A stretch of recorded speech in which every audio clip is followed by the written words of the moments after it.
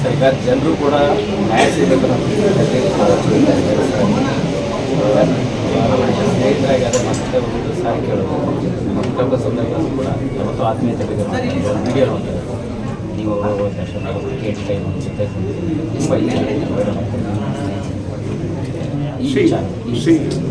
ಯಾವತ್ತೂ ನಾವು ಒಂದು ಹೇಳ್ತೀನಿ ಕೇಳಿ, ನಾವು ಕೆಲವು ಟೈಮ್ ಆಸ್ಪತ್ರೆಗೆ ಹೋಗ್ತೀವಲ್ಲ, ಆಸ್ಪತ್ರೆಗೆ ಹೋದಾಗಲೂ ಏನೋ ನೋವು ಬರ್ತಾರೆ ಇನ್ನೊಂದೇನು ಆಗಬೇಕಂತ ನಾವು ಬೇಡ್ಕೊಂಡು ಹೋಗೋದು ಅದು ಆಗಲಿ ಅಂತ ಅಷ್ಟೇ ತಾನೆ. ಆಗದೇ ಇರಲಿ ಅಂತ ನಾನು ರಿಪೋರ್ಟ್ ಬಂದಾಗ ಅದಲ್ಲ ಅನ್ನೋದು ಖುಷಿಯಾಗಿ ಮನೆಗೆ ಹೋಗ್ತೀವಿ.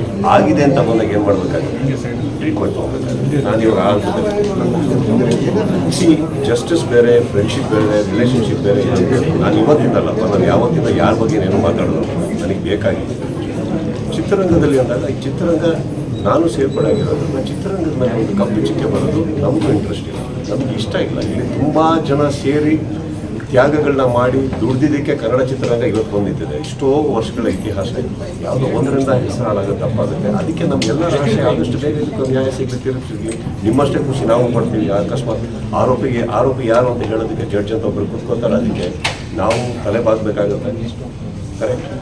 ಇಲ್ಲಿ ಕೂತ್ಕೊಂಡು ನಾವು ಜಡ್ಜ್ ಮಾಡೋದ್ರಲ್ಲಿ ನಮ್ಮ ಮೆಚ್ಯೂರಿಟಿ ಏನಿದೆ ದಟ್ಸ್ ಆಲ್ ಅಂಶ. ಇಲ್ಲಿ ನನಗೆ ಗೊತ್ತಿರೋದು ನಾನು ಕಣ್ಮುಂದೆ ಬರೋದೇ ಆ ಫ್ಯಾಮಿಲಿ ಬರುತ್ತೆ. ಸೊ ಎಲ್ಲೋ ಒಂದು ಕಡೆ ನಮಗೆ ಗೊತ್ತಿರೋದು ಯಾರೇ ಆಗಿರಲಿ ಅವ್ರು 100% ಯಾರು ಇವಾಗ ಇವರೇ ಅವರೇ ಅಂತ ಹೇಳೋದಕ್ಕೆ ನೀವ್ಯಾರು ನಾವ್ಯಾರು ಸರ್. ಇಡೀ ಕರ್ನಾಟಕ SSTV ಸಿನಿಮಾ ಜಗತ್ತಿನ ಕ್ಷಣ ಕ್ಷಣದ ಸುದ್ದಿಯೊಂದಿಗೆ.